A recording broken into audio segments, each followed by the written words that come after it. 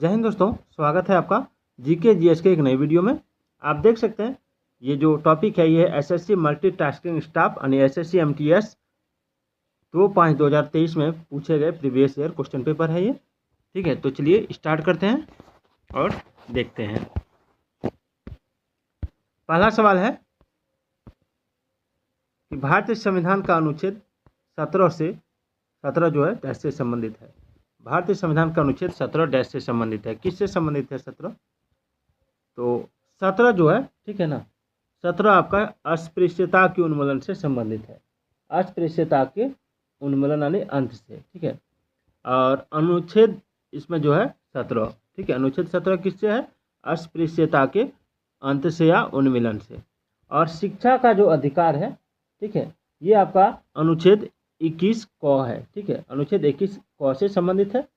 और कानून के समक्ष समानता जो है ये अनुच्छेद 14 से संबंधित है, ठीक है। और उपाधियों का जो उन्मूलन है, अंत है, ये अनुच्छेद 18 से संबंधित है, याद रखिएगा। 2011 की जनगणना के अनुसार भारत में निम्न में से किस राज्य का लिंगानुपात सबसे अधिक है? देखिए, भारत में सबसे अधिक लिंगानुपात जो है वो केरल का है। किसका है? केरल का, ठीक है। 1000 पुरुषों पर 1084 महिलाएं हैं। 1000 पुरुषों पर 1084 महिलाएं हैं। भारतीय अर्थव्यवस्था के FRBM अधिनियम 2003 में एफ का क्या अर्थ है? देखिए, FRBM का फुल फॉर्म होता है fiscal responsibility and budget management, यानी राजकोषीय उत्तरदायित्व और बजट प्रबंधन, ठीक है। और यह अधिनियम सरकार के लिए अर्थव्यवस्था में वित्तीय अनुशासन स्थापित करने, राजकोषीय घाटे को कम करने और सार्वजनिक धन के प्रबंधन में सुधार करने का लक्ष्य निर्धारित करता है। तो इसमें क्या हो जाएगा? फिस्कल। क्या हो जाएगा? फिस्कल। ऐप से फिस्कल संबंधित है। चलिए, उसके बाद है गेल्वनीकरण यानी असद लेपन। वह प्रक्रिया है जिसमें लोहे को जंग लगने से बचाने के लिए इस पर डैश की एक पतली परत चढ़ाई जाती है।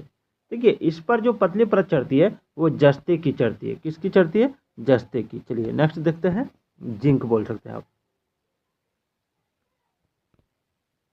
अगला सवाल है, निम्नलिखित में से किसने सल्तनत काल के 2 मूल सिक्के चांदी का टंका और तांबे का जीतल चलवाया था? तो चांदी का टंका और तांबे का जीतल चलवाया था आपका इल्तुतमिश ने। वॉकर कप निम्नलिखित में से किस खेल से संबंधित है? वॉकर कप निम्नलिखित में से किस खेल से संबंधित है? देखिए, वॉकर कप जो है वो गोल्फ से संबंधित है। किससे? गोल्फ से, ठीक है। और आगा खां कप हॉकी से संबंधित है और डूरंड कप फुटबॉल से, ठीक है। और हवाई ट्रॉफी जो है शतरंज से संबंधित है। चलिए नेक्स्ट देखते हैं। निम्नलिखित में से कौन सा विटामिन हमारी त्वचा और आंखों को स्वस्थ रखने में सहायता करता है? तो देखिए, इसमें जो ये विटामिन हो जाएगा ए, ठीक है, विटामिन ए। विटामिन ए जो है आंखों को स्वस्थ और त्वचा को भी स्वस्थ रखने में सहायता करता है। विटामिन ए की कमी हो जाने से जो हमारी आंखें हैं उसमें रतौंधी नामक बीमारी हो जाती है। और सबसे ज़्यादा विटामिन ए गाजर में पाया जाता है। किस में पाया जाता है? गाजर में, याद रखिएगा। चलिए नेक्स्ट देखते हैं।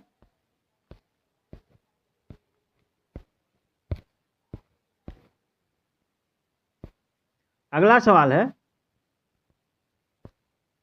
कि निम्नलिखित में से कौन एक जोवियन ग्रह नहीं है? जोवियन ग्रह यानी गैस वाला ग्रह, ठीक है। जोवियन ग्रह यानी गैस वाला ग्रह जिसके अंदर गैस है। तो बृहस्पति, वरुण और शनि ये गैस से भरा हुआ ग्रह है। बुध जो है ये जोवियन ग्रह नहीं है।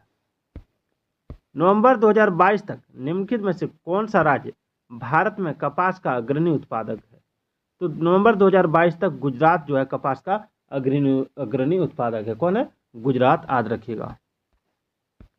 भारतीय रेलवे की वर्ष डैश तक शुद्ध शून्य कार्बन उत्सर्जक बनने की योजना है? Net zero carbon emitter. तो देखिए 2030 तक। ब्रिटेन के किस प्रधानमंत्री ने 44 दिनों तक कार्यभार संभालने के बाद 20 अक्टूबर 2022 को इस्तीफा दे दिया था? तो इसका राइट आंसर हो जाएगा लीज ट्रस ने 44 दिनों तक कार्यभार संभालने के बाद 20 अक्टूबर 2022 को इस्तीफा दे दिया था।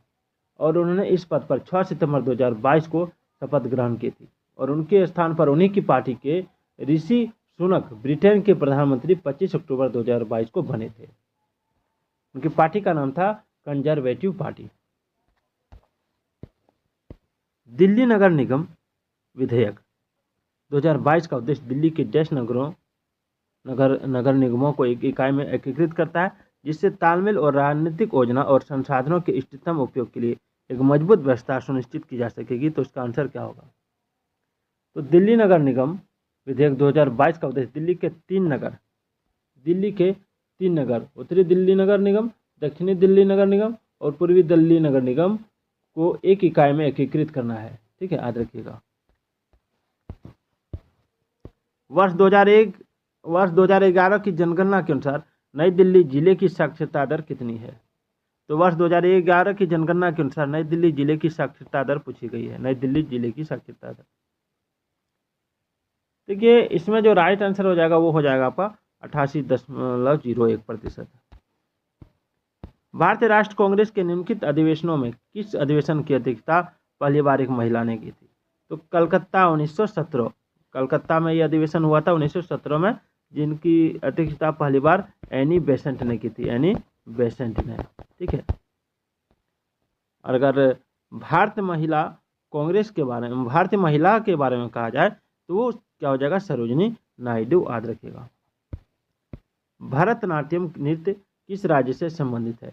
तो भरतनाट्यम नृत्य तमिलनाडु से संबंधित है। किससे है? तमिलनाडु से, याद रखिएगा। और यह एकल स्त्री नृत्य शास्त्रीय नृत्य है। ठीक है, निम्नलिखित में से किसे पैराशूटिंग के लिए मेजर ध्यानचंद खेल रत्न पुरस्कार 2021 से सम्मानित किया गया था? तो अवनी लेखरा को, याद रखिएगा। चलिए, निम्नलिखित में से किस तत्व का उपयोग इसके आर्द्रताग्राही गुणों के कारण मॉइस्चराइजिंग क्रीम और साबुन में किया जाता है? तो इसका आंसर क्या होगा? इसका हो जाएगा ग्लिसरॉल। क्या हो जाएगा? ग्लिसरॉल, याद रखिएगा। चलिए नेक्स्ट सवाल देखते हैं। नेक्स्ट है, प्रसिद्ध भारतीय वैज्ञानिक डॉक्टर APJ अब्दुल कलाम की आत्मकथा को डैश के नाम से जाना जाता है? किसके नाम से जाना जाता है? ये नहीं है, तो आंसर हो जाएगा विंग्स ऑफ फायर। चलिए, निम्नलिखित में से कौन सा भारत के मेघालय का एक प्रसिद्ध फसल कटाई उत्सव है? प्रसिद्ध फसल कटाई, तो नोंग क्रम उत्सव। चलिए, कुचिपुड़ी नृत्य शैली के किस गुरु को वर्ष 1998 में पद्म विभूषण मिला था? तो इसका आंसर क्या हो जाएगा? तो इसका आंसर हो जाएगा आपका गुरु वेम्पति चिन्ना सत्यम को। ठीक है, भारत का क्षेत्रफल विश्व के कुल क्षेत्रफल का कितना प्रतिशत है? तो 2.4% है।